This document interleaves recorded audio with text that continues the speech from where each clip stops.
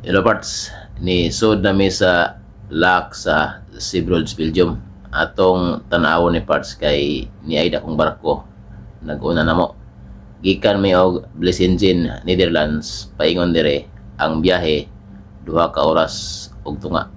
Maura ni og Bohol og Cebu, nag-atbang ra.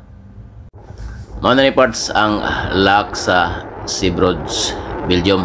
Nakalugar kog video kay wa ko'y apel sa atraka kay ito kabok ibe dire. Kilid aning lock parts mga kabayanan pod pero waya mo'y squatter dire.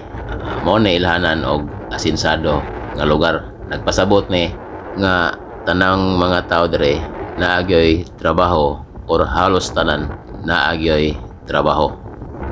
Nagpasabot po na nga maayo gyud pod ang ilang panggoberno.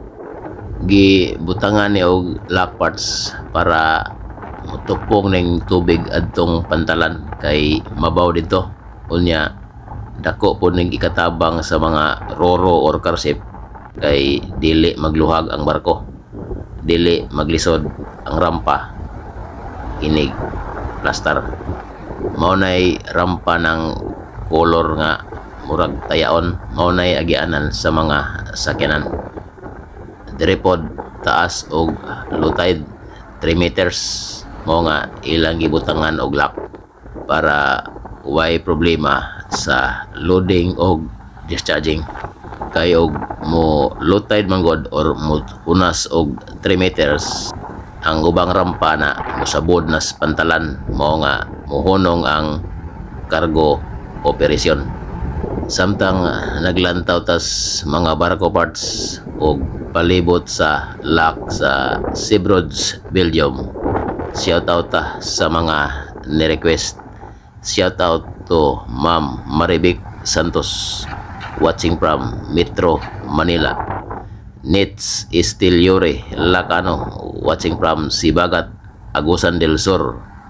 Alfrida Lido watching from Maragusan, Davao de Oro. Brian Longakit Waki. George Impis watching from Kabatang, Alicia Bohol. Gregoria Balot Lopernes. Hermes Giritan watching from Batuan, Bohol. Remigio Unido watching from Lubok, Bohol. Mario Abinido Ilisan watching from Matlang, Isabel, Lite.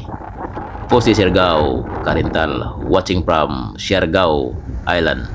Ug sa tanan ako mga viewers ug followers, daghang salamat.